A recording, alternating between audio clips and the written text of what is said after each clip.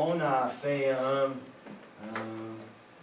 une petite série, vraiment, de les bénédictions de Dieu, la prospérité, la provision de Dieu.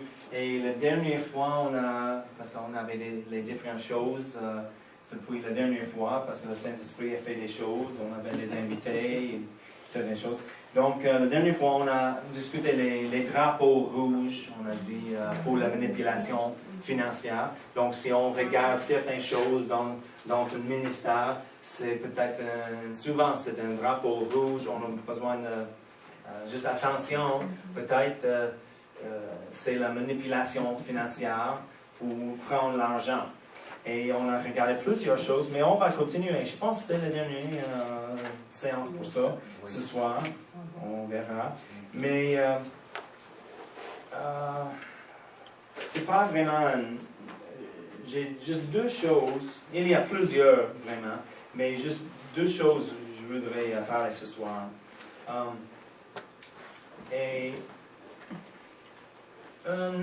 c'est pas vraiment un drapeau rouge nécessairement, mais c'est peut-être juste une pratique, un excès. Parce qu'il y a plusieurs aujourd'hui, je connais, j'étais impliqué avec une réunion quelque part, et il y a quelqu'un qui dit, j'ai dit, oh, il n'y a pas beaucoup de pasteurs impliqués ici. Et il dit non, parce que le monsieur qui a coordonné toutes les choses, il travaille pour un ministre, et le ministre croit dans la prospérité. Il prêche la prospérité, la provision de Dieu et les choses. Il y a plusieurs pasteurs qui disent, oh non, on ne sera pas impliqué parce qu'on ne croit pas ça.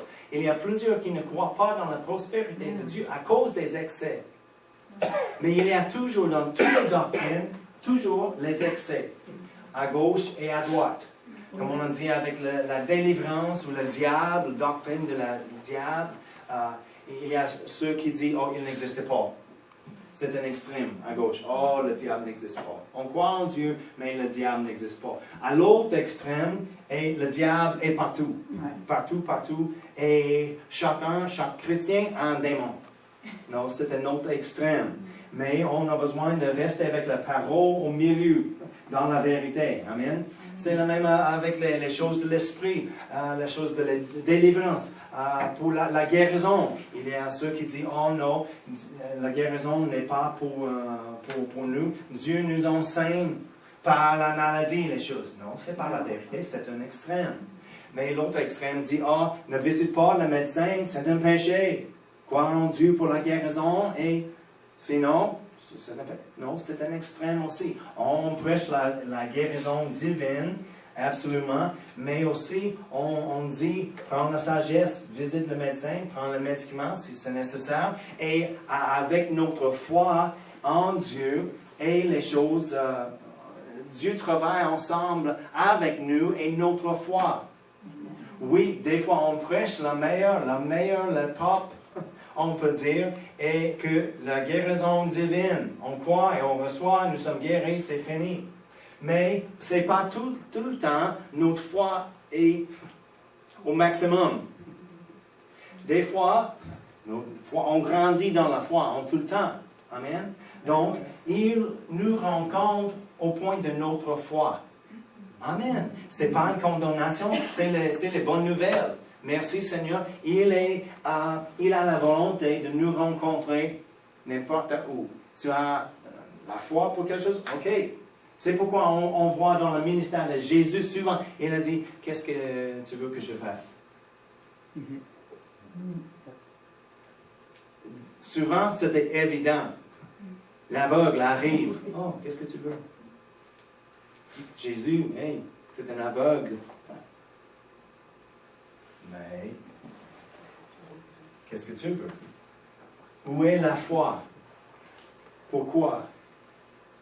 Et il nous rencontre au point de notre foi. Merci Seigneur. Amen. Amen. Mais avec la vérité, on peut rester au milieu. Mais il y a ceux, à cause des extrêmes, qui ne croient pas dans le baptême du Saint-Esprit. Oh non, il y a les fous qui font des choses fous. Et non, c'est pas qu'avec. Et j'ai rencontré les personnes. J'ai les personnes dans ma famille. Une cousine qui m'a demandé au sujet du baptême du Saint-Esprit de parler en langue. Parce qu'elle était en funéraire, elle assiste à une église qui ne pratique pas le baptême du Saint-Esprit, qui ne parle pas en langue, qui ne croit pas en ça. Mais elle était au funéraire de quelqu'un, et au milieu d'une funéraire, oui. Funérailles. Oui, ok.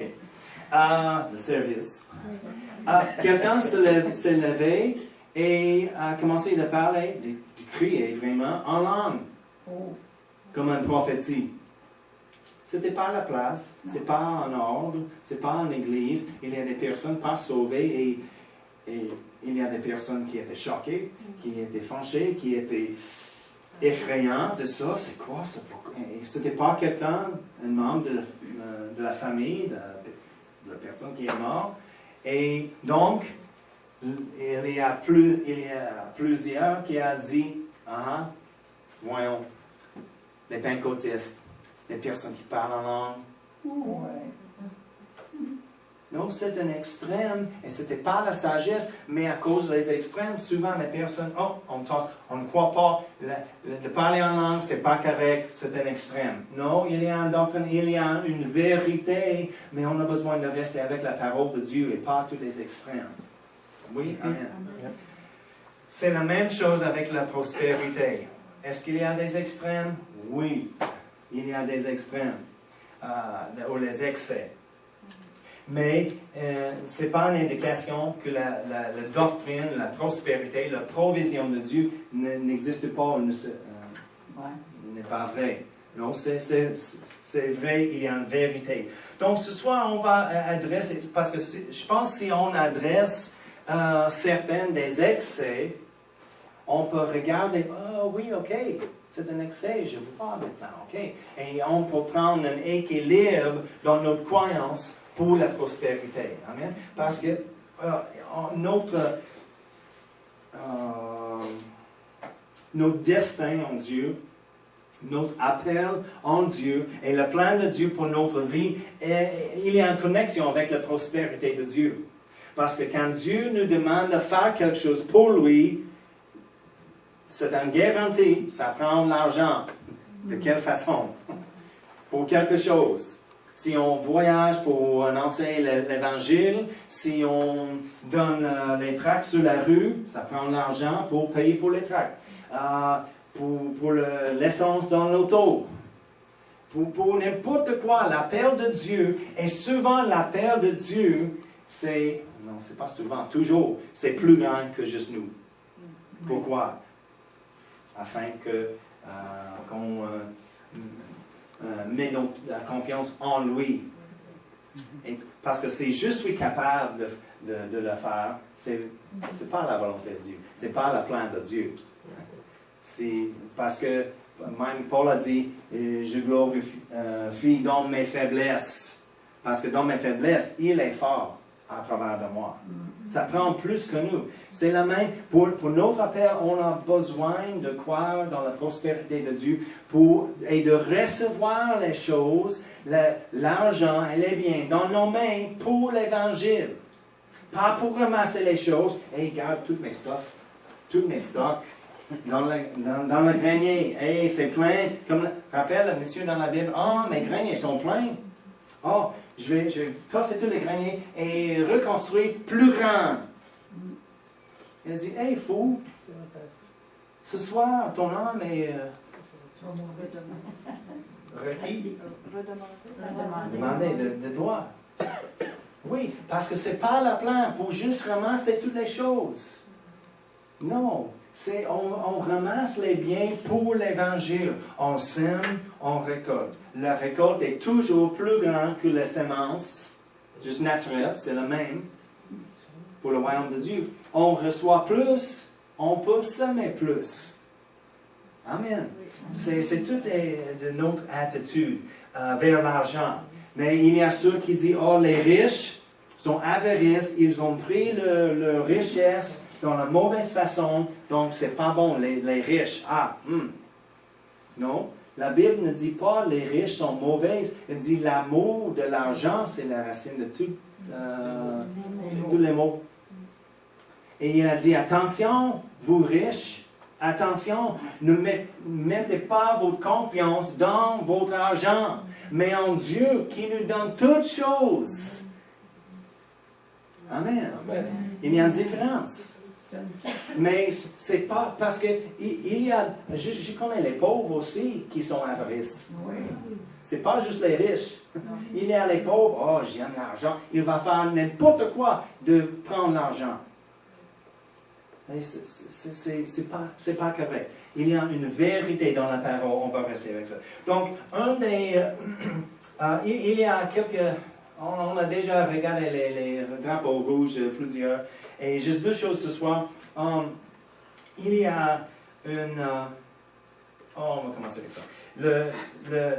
Il y a un enseignement une récolte centuple. Au centuple, oui. 100 fois. Si on sème, on peut récolter 100 fois. Et la 100, c'est bon. J'aime ça, c'est fun. 100 fois. Et il vient d'où vraiment? Tournez avec moi à Marc. Marc 10.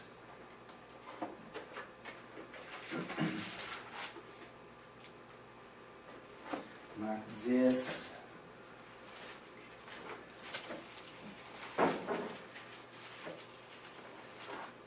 Marc 10, verset 28. Oui, ok.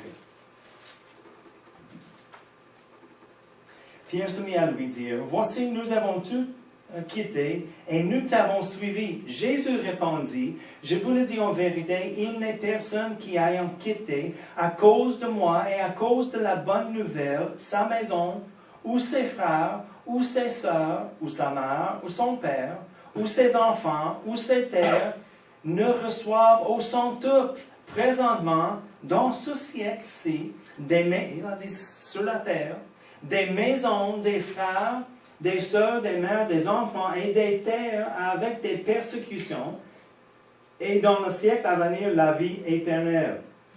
Donc, il a dit centuple. Mais il ne parle pas au sujet des offrandes. Non. En donnant ici.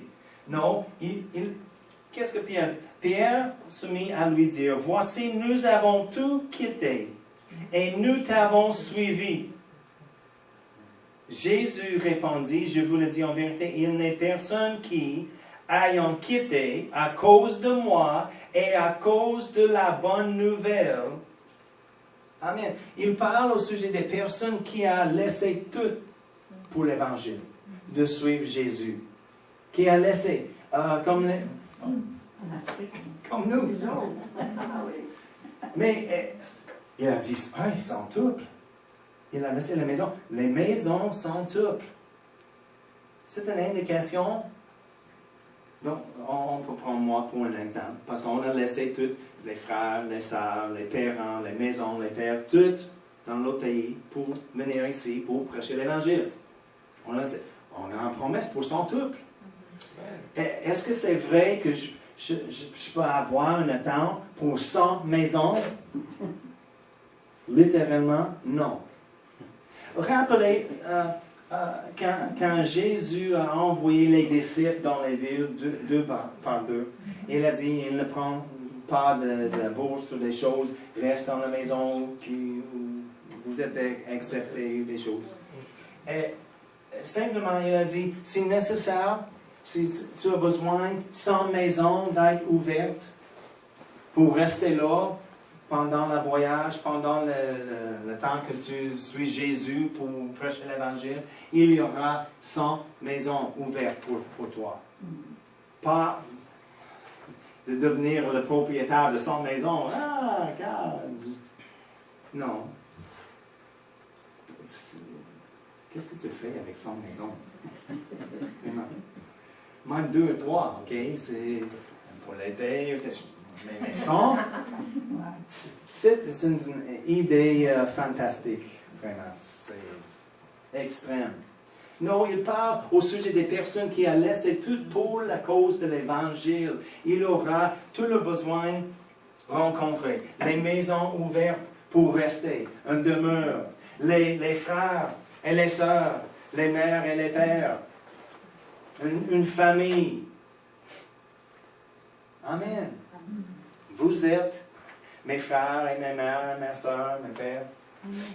Oui, on a laissé les autres là-bas. Mais maintenant, nous avons une multiplication de ça dans le cœur du Christ.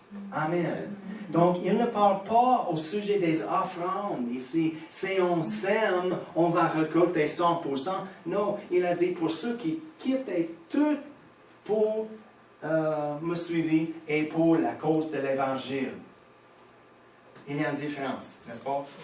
Amen. Mais il y a ceux qui prêchent, et souvent, c'est dans leur ministère, maintenant, dans l'offrande, ce soir. Si tu donnes, dans cette offrande, on va prier pour centuple. Combien va donner? Oh, tout le monde dit, centuple, c'est fun. Parce que la Bible dit, c'était le verset, centuple. Oui, c'est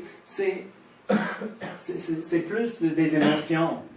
Et la sang, c'est la Bible, c'est un verset, et c'est bon de donner, ok, c'est correct, ok, 100%. 100%. Il y a un autre verset, tournez à Matthieu. Matthieu 13. Des fois, peut-être quelqu'un peut dire la même chose de ce verset ici. C'est la parabole du semeur. Le semeur sème la parole. Amen.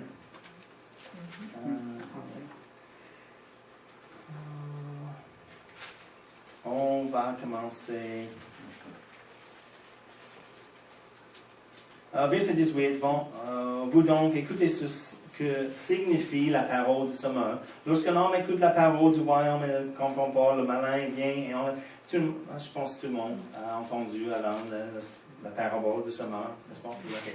Donc, mais regarde le verset 23. Celui qui a reçu la semence dans la bonne terre, parce qu'il parle de différentes terres, okay? Le bonne terre, c'est celui qui entend la parole et la comprend. Il porte du fruit. Et un grain en donne 100, un autre 60 et un autre 30. Encore, il parle de centuple ici, mais il a dit certains à 100, un autre 60 et un autre 30. Et c'est juste pour ceux qui la parole tombe sur la bonne terre. Mais encore, il ne parle pas au sujet des offrandes et de l'argent. Il parle au sujet de la parole de Dieu. Et la parole de Dieu, si on rappelle, la parole va produire dans notre vie. Quand on met la parole en pratique, la parole va produire les résultats de notre foi dans la parole. Amen. Des fois 30%, 60%, des fois 100%. Le 100%, c'est la personne qui croit dans la parole, il écoute, il prend la parole, il met la parole en pratique et il reçoit le bienfait maximum de la parole dans sa vie. 100%. Mais est-ce que logique ou même raisonnable de croire si on sème l'argent, on peut recevoir chaque fois 100% de notre semence? Non, parce qu'on n'a pas un verset vraiment dans la Bible qui parle de ça. Au lieu de ça, on peut dire Luc 6, verset 38. Donnez, il vous sera donné. Jésus a dit, on versera dans votre sein une bonne mesure, serrée, secouée et qui déborde, quand on vous, etc. Est-ce que c'est 100%? On ne sait pas. C'est plus qu'on a donné. Oui, c'est plus. Mais 100% chaque fois, peut-être il y a un temps, on peut recevoir 100%. Mais pour essayer de mettre notre foi dans la parole et de croire en Dieu pour 100% de notre sémence, ce n'est pas biblique. On n'a pas un droit d'avoir une attente pour 100%. pour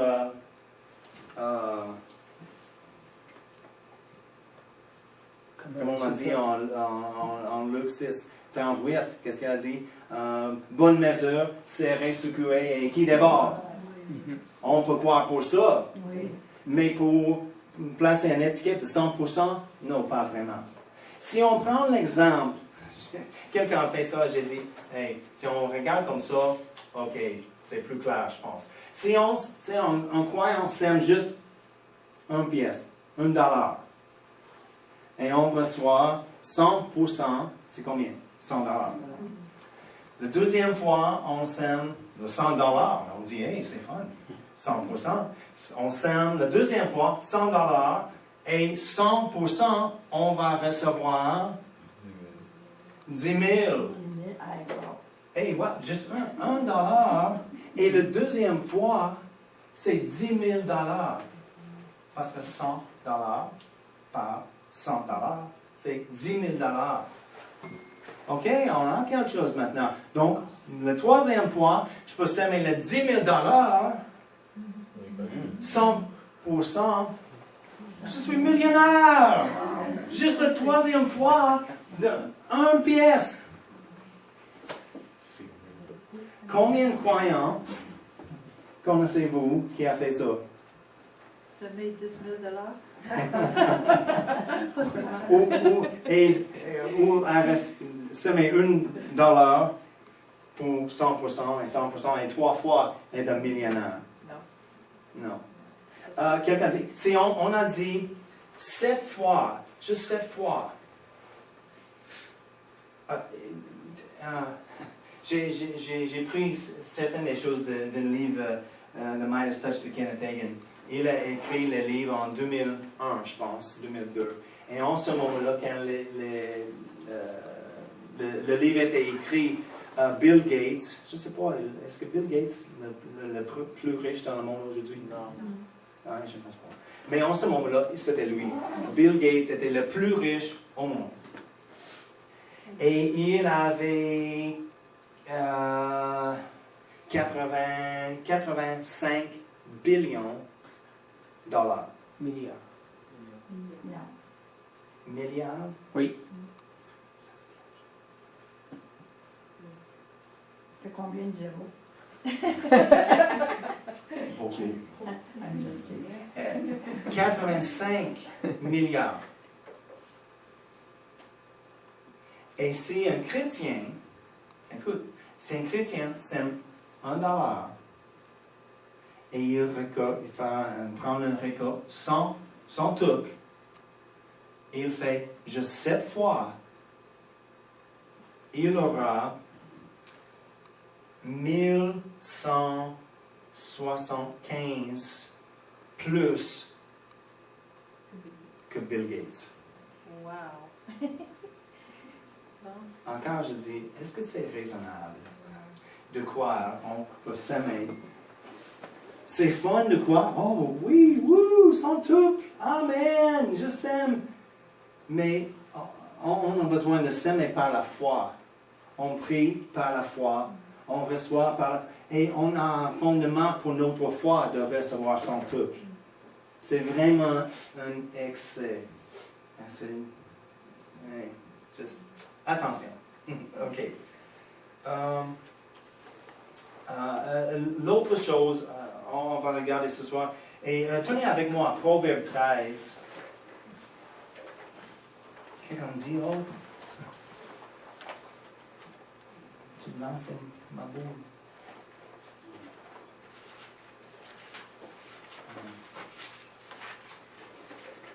Proverbe 13.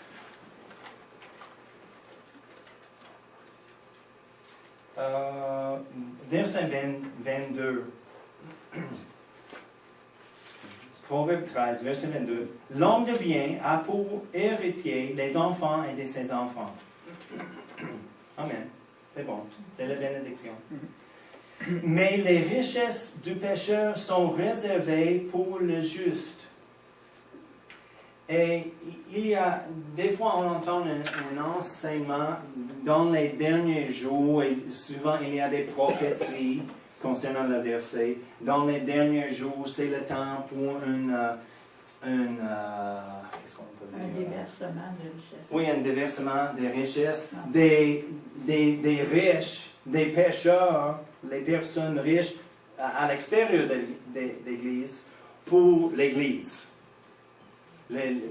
L'argent des riches méchants arrive dans les vies des croyants.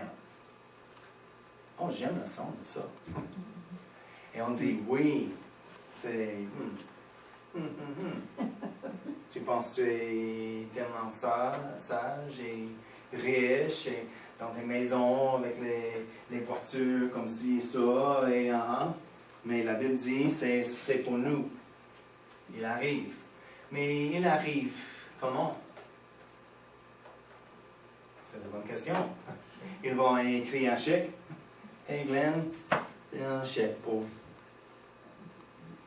quelle est... Oui, Dieu, il est capable de faire des choses, certainement. Mais encore, des fois, il y a trop d'un focus sur les choses. Et vraiment, au lieu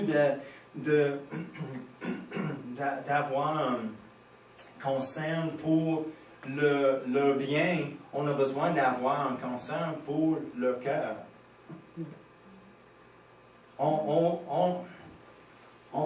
C'est mieux de croire en Dieu pour les hommes d'arriver dans le royaume de Dieu que leur argent vient dans le royaume de Dieu.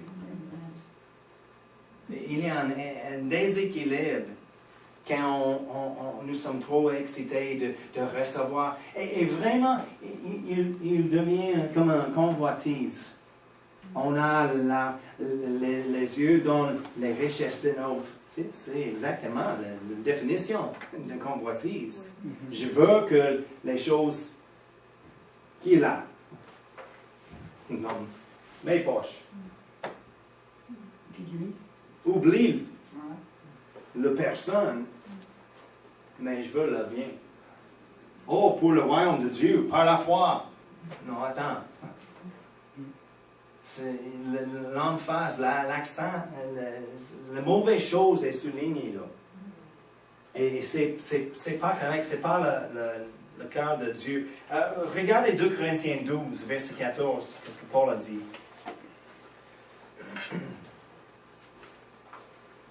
Voici que pour la 3e fois, je suis prêt à aller chez vous, et je ne serai pas à votre charge, car ce ne sont pas vos biens que je recherche, c'est vous-même. Il a dit, ce n'est pas vos biens que je recherche, c'est vous. En effet, ce n'est pas aux enfants de faire des réserves pour leurs parents, mais aux parents pour leurs enfants.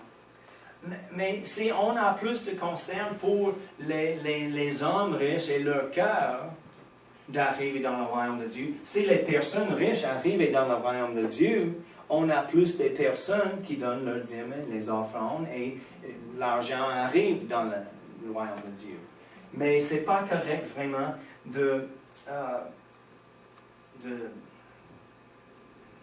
c'est pas possible d'avoir la foi pour leur argent.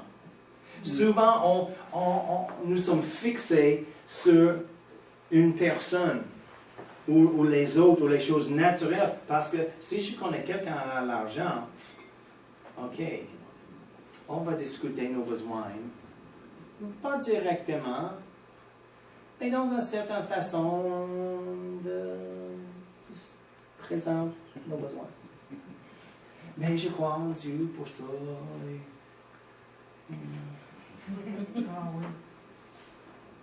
Non, on met notre confiance en Dieu. En Dieu. Il est capable. C'est plus fun, c'est plus un témoignage quand on dit rien à personne, sauf pour Dieu. Et il rencontre nos besoins, et ensuite on peut dire, hey, parce que si on annonce, ou des fois, pas ici, mais des fois dans les églises, dans une réunion de prière, comme ça, oh, prie pour moi, je crois en Dieu pour $50 cette semaine, j'ai besoin $50 pour, mais je sais que Dieu est fidèle. qu'est-ce qu'on fait? On a présenté nos besoins à tout le monde. Oui, oui. Et des fois, c'est en ignorance, mais souvent, consciemment, Oui. on a une espérance, quelqu'un va dire, oh là, oh, Dieu m'a dit, c'est intéressant, quand on présente le besoin, Dieu parle. Dieu est capable de parler sans connaissance de le besoin de quelqu'un. Quand on a rencontré l'histoire quand on était à Réma, la formation Réma, quand on avait besoin de $500, après l'histoire. On a pris ça, on a déclaré la parole de Dieu. Nous avons la provision de Dieu. Merci Seigneur. Tous nos besoins sont rencontrés en Jésus-Christ, dans le nom de Jésus. Amen. Merci. Alléluia. Nos besoins sont rencontrés. Alléluia. On a tout en Jésus-Christ. On ne manque de rien. L'Éternel est mon berger. On a confessé la parole. On est arrivé et on a dit, juste une personne, parce qu'ils ont demandé directement, oh, c'est nos meilleurs amis, as-tu tout l'argent pour l'école? Non, on manque. Mais on savait, il n'a pas l'argent pour ça. Donc, on a expliqué les choses. Et elle travaillait à Réma, dans l'administration. Et c'était le temps pour payer, on était là, avec l'argent pour moi, c'était $500. On était prêts pour payer, on attend pour nos tours. Et on a dit, qu'est-ce qu'on fait? Je ne sais pas. Mais Dieu est bon, Dieu est fidèle. Et soudainement, juste avant notre section, parce que c'était en section comme ça, et nos amis, les autres amis, ont parlé, donnent une enveloppe.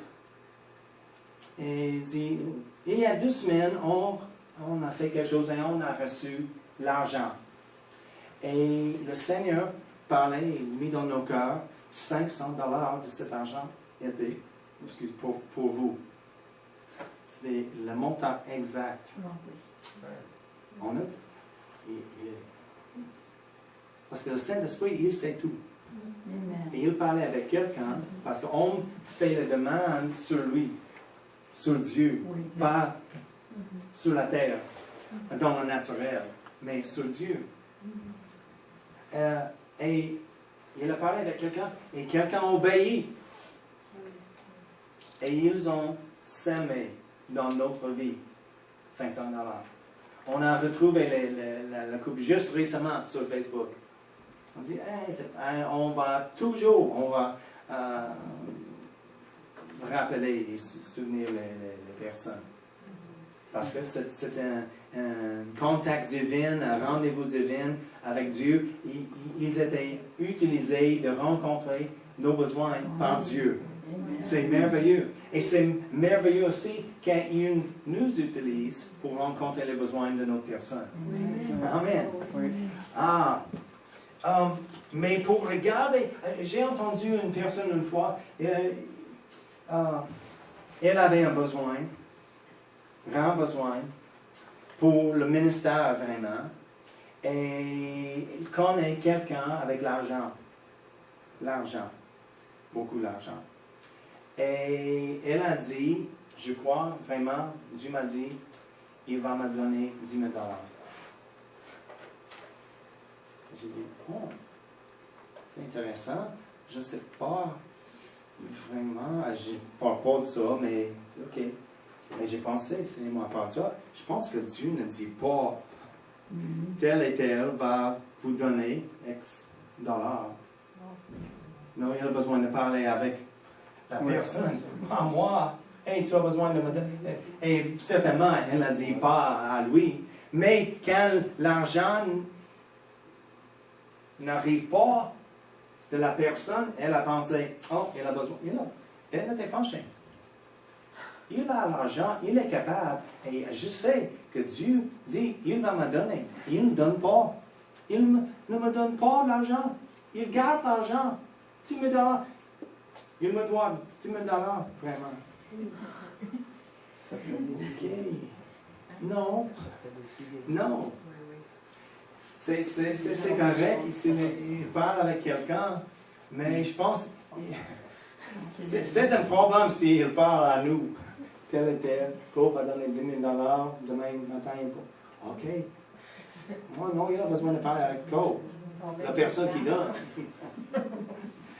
Amen. Mais si on fixe les regards sur les personnes, c'est la convoitise. Oui, chef? Ce que je vous dis, j'ai souvent entendu ça. Maintenant, une personne dirait, je veux acheter une église, ça coûte 1 million $. OK? Le terrain et l'église.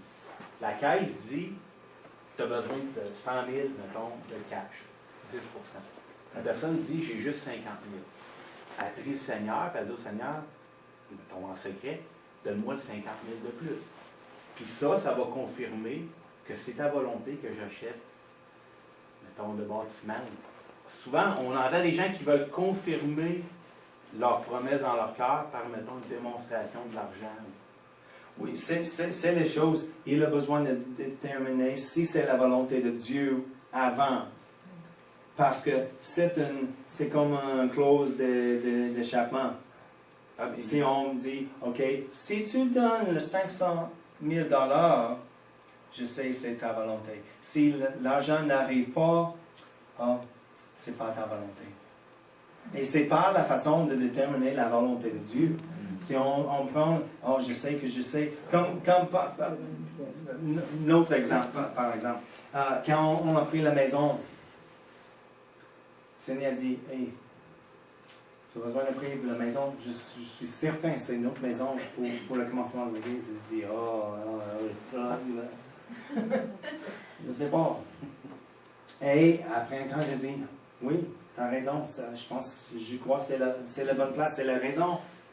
On a rappelé, il y a un an et demi avant, on n'a pas l'argent ou le crédit pour un matelas. Et maintenant, on a besoin d'avoir le crédit pour une maison, la plus grande maison qu'on n'a jamais achetée. C'était possible pour nous de dire, OK Dieu, si tu fais quelque chose, si on met les choses sur Dieu, on abandonne notre foi. Parce que c'est à Dieu. Fais quelque chose. Je suis ici, quand tu es prêt.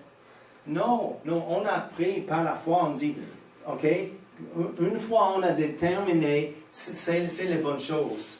On a prié pour Dieu de créer un chemin, de faire les choses, et on a déclaré la parole, merci pour ci et ça, et on a suivi.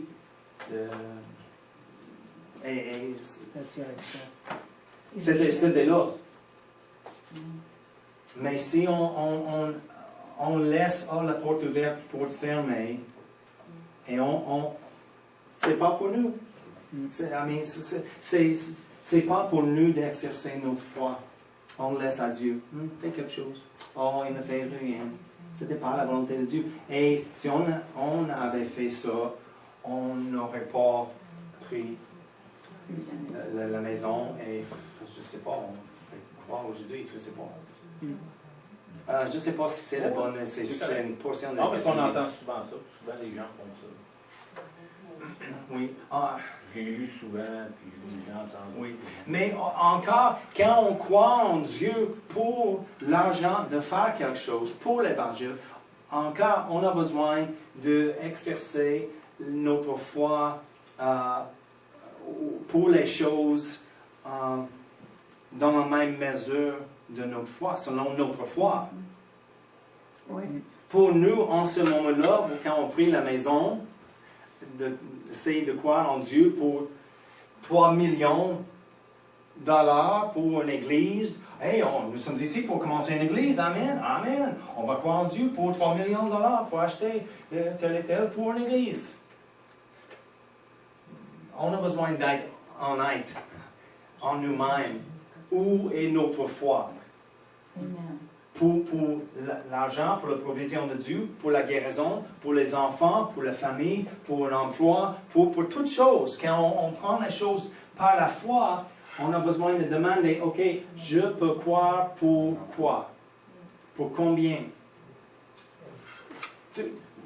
Pas facilement nécessairement, mais on étire notre foi en tout le temps, mais pour juste, on n'a jamais cru en Dieu pour rien, et soudainement, ok, oui, si la foi est vraie et toutes ces choses, on peut confesser. Je confesse, demain, j'ai $1 million.